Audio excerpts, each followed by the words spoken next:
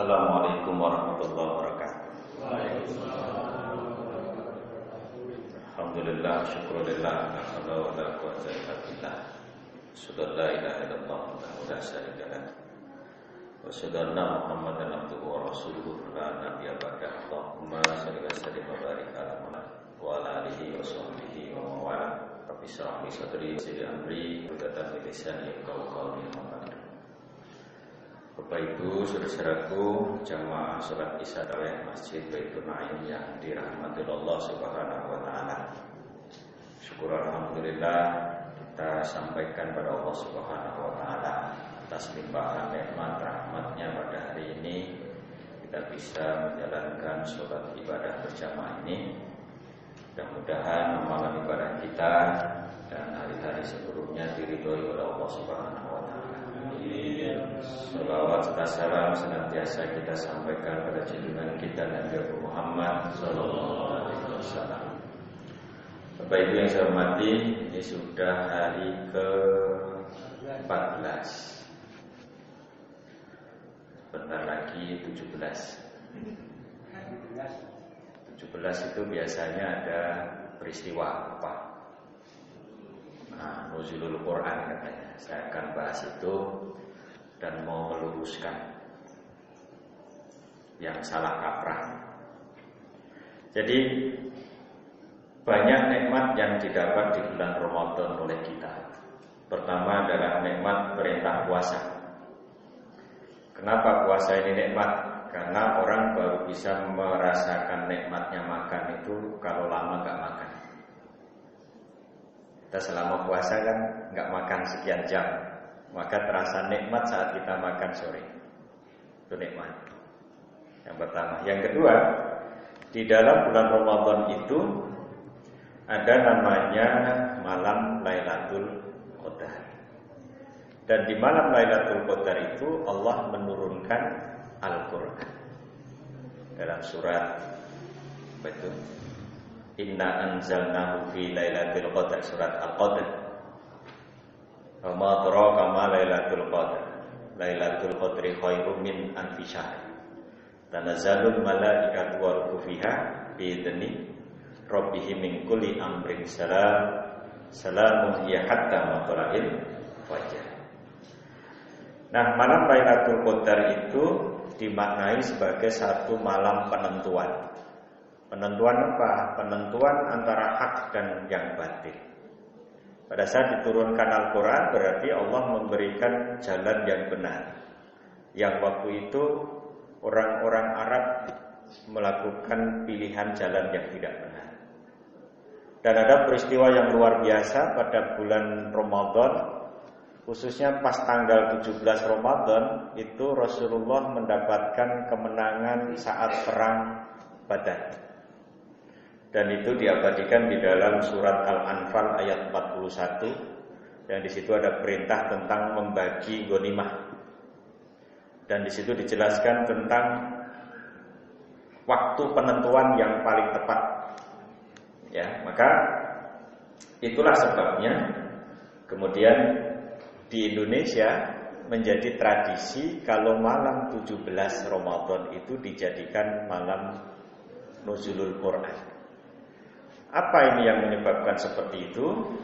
Ternyata ini adalah hasil dari pemikiran dari Kiai Haji Agus Salim yang disetujui oleh Presiden Soekarno. Yang waktu itu Presiden Soekarno ingin pada tahun 45 itu menginginkan satu semangat juang yang luar biasa untuk terus dikenang. Kemudian Kiai Haji Agus Salim berpikir apa yang kira-kira bisa dikonekkan ini. Terlihat perang Badar adalah pemberi semangat yang luar biasa. Dan saat itulah kemudian ditetapkan tanggal 17 Ramadan yang bertepatan juga lahirnya Indonesia pada tanggal 17 Agustus bersamaan tanggal 17 Ramadan juga. Maka klop di situ. Nah, ini yang kemudian menjadi tradisi karena setiap malam 17 Ramadan itu selalu ada peringatan di Istana Negara. Karena itu sudah diperingati setiap waktu, akhirnya terus turun temurun. Ya. Timbul pertanyaan, kalau begitu Al-Quran ini turunnya kapan?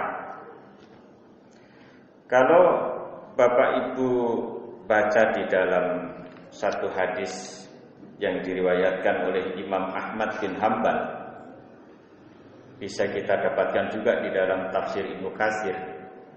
Di sana dijelaskan bahwa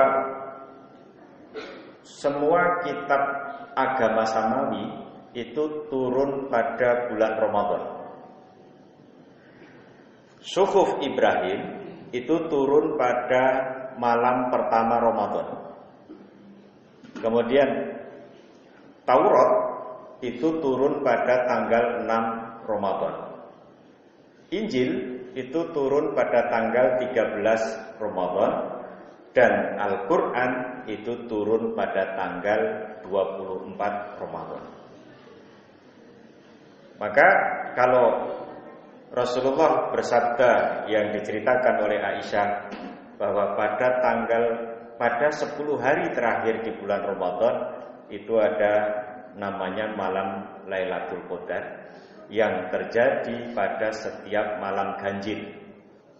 Jadi kalau dikatakan 24 itu berarti adalah malam 25. Ini hadisnya dihasankan oleh ahli hadis Imam Sabani. Ya. Jadi ini cukup kuat, tetapi yang sudah mentradisi di kita adalah tanggal itu tadi. Pertanyaannya adalah apakah salah yang namanya memperingati itu kapan saja juga boleh, itu aja. Tapi sebetulnya duduk perkaranya itu seperti itu tadi, ya. Jadi termasuk nanti misalnya di dalam tradisi Arab, orang Arab itu tidak ada namanya halal bihalal, yang ada hanya di Indonesia.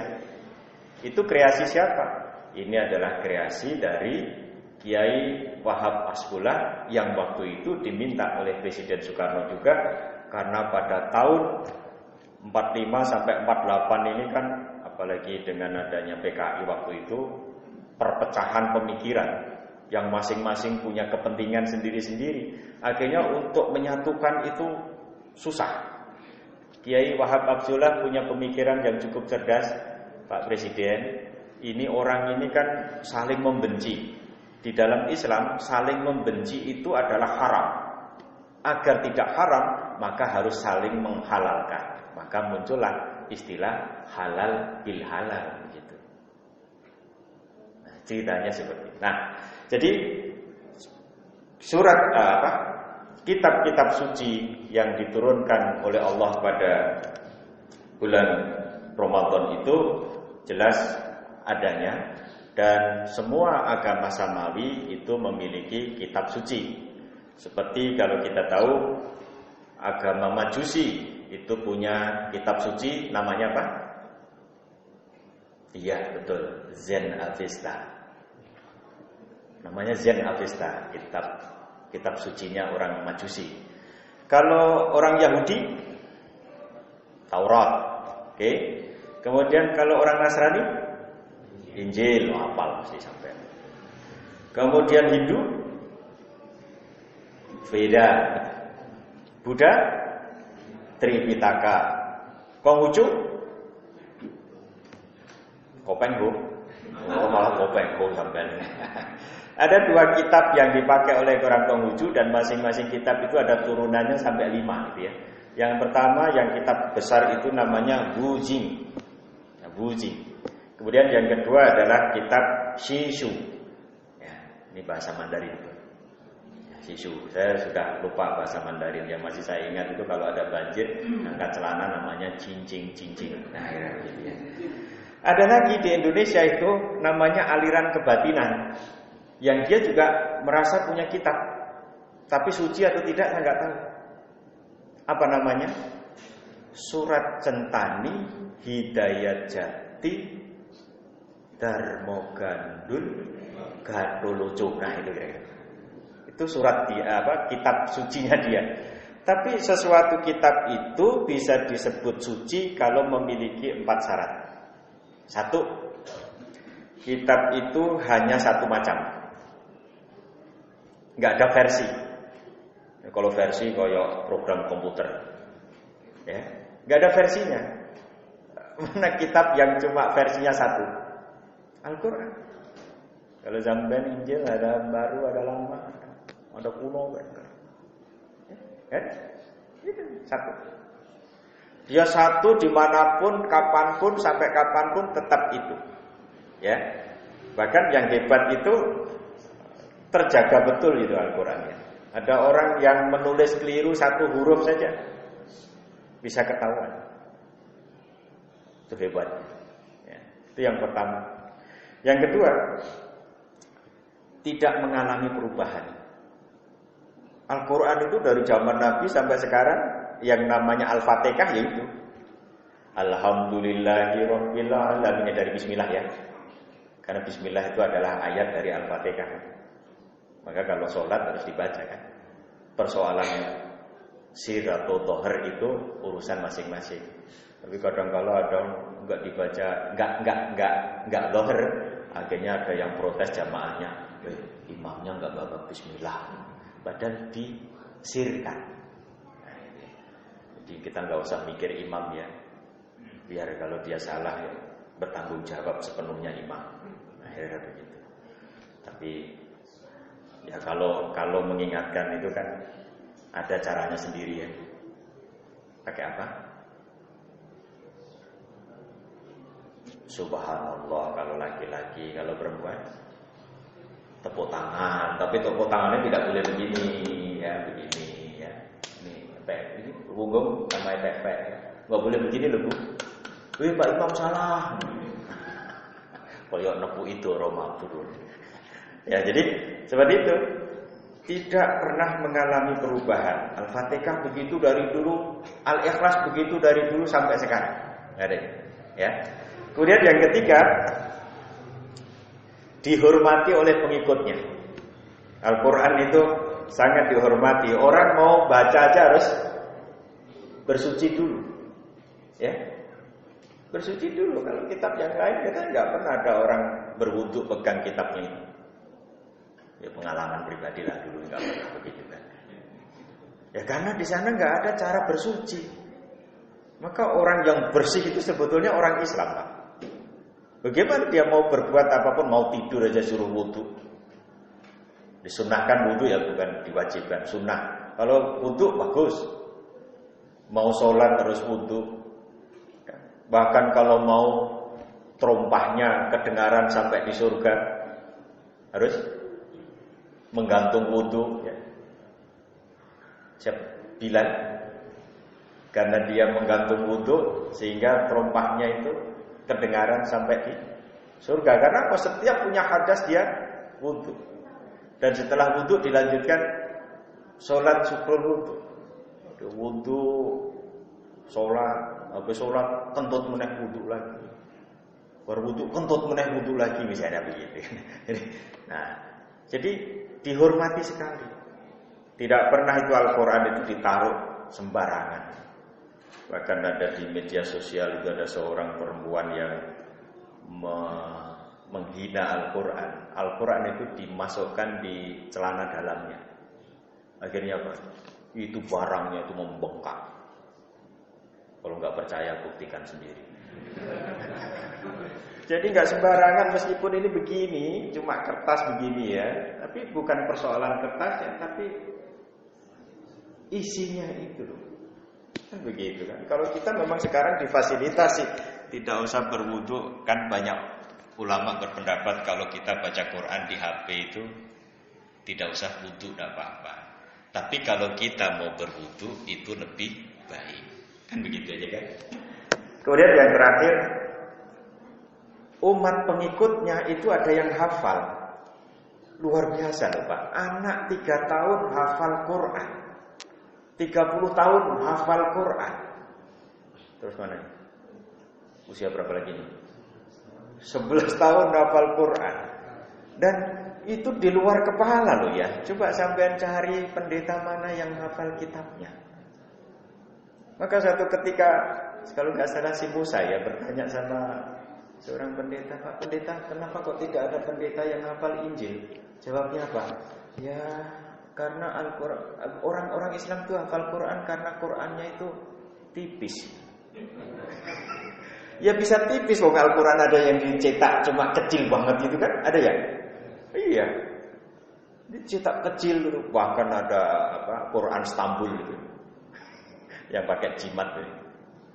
No bayar gitu. Jadi nggak ada pemuka agama manapun pengajar agama di luar Islam itu yang hafal Qurannya itu nggak ada. Tapi kalau orang Islam, orang yang hafal Quran banyak, apalagi yang sekarang dengan gerakannya Ustadz Yusuf Mansur yang ada rumah tahfidz di mana-mana sekarang, bahkan sekolah-sekolah sekarang juga mau masuk perguruan tinggi yang hafal 30 juz tanpa tes, ya banyak sekarang sudah di UNS, di Undip, di mana-mana, itu luar biasa. Jadi kalau sekarang tiba-tiba ada acara yang macam-macam ini ya perlu disunat semua itu ya. Nah, yang masalah aturan ya saya enggak provokasi lagi ya, yang koyok perda katanya dicabutin itu. Seorang pegawai di Goa di Sulawesi ya, untuk bisa masuk jadi pegawai harus bisa baca Quran. Karena apa? Bupatinya itu jadi imam sholat duhur asar di masjid. Luar biasa kan. Kalau negara itu daerah itu misalnya bisa begitu, saya kok berkeyakinan bisa baldatun thayyibatun wa rabbun ghafur gitu. Nah, inilah yang perlu kita pahami bersama. Ya, saya tidak menyalahkan 100% orang memperingati mau tanggal berapa, tetapi ada fakta empirik yang memang terjadi dan di Indonesia itu sudah memang menjadi tradisi begitu. Untuk mengubah tradisi ini saya kira agak susah. Maka kapan saya diminta, Pak Muhammad bisa ngisi nuzulul Quran? Kapan? Ya sekitar tanggal 20-an ke atas. Oh, cocok saya. Kalau yang 17, wah ini ya boleh saja, tapi nanti tak jelaskan waktu ngisi nuzulul Qurannya. Tapi kalau yang 20 ke atas cocok saya. Karena Lailatul Qadar itu adalah di 10 hari terakhir di bulan Ramadan. Jadi kalau memperingati. Nah, apa sih pentingnya kita memperingati sesuatu peristiwa penting itu? Biar terjadi estafet kepada generasi berikutnya. Kalau kita nggak pernah memperingati misalnya ada nuzulul Quran, oh ternyata ono toh. Ya kan gitu kan? Coba sekarang adik-adik anak-anak kita yang kecil-kecil ini suruh ngafalin Pancasila, hafal nggak? Apalagi sampai gambar lambangnya. Sila ketiga kok bebek nungging. Dan yang heran lagi kok sing muni bebek nungging itu jadi duta, itu kan aneh kok. Iki sing milih sing dipilih sing salah gitu kan. Kira-kira gitu kan. Mungkin anak-anak sekarang itu disuruh melakukan padamu negeri itu enggak selesai loh, Pak. Betul. Jadi seperti baca surat Al-Kafirun enggak selesai-selesai. Padamu negeri kami berjanji, padamu negeri kami berjanji, padamu negeri kami berjanji. Terus berjanji aja terus barangkali begitu kan.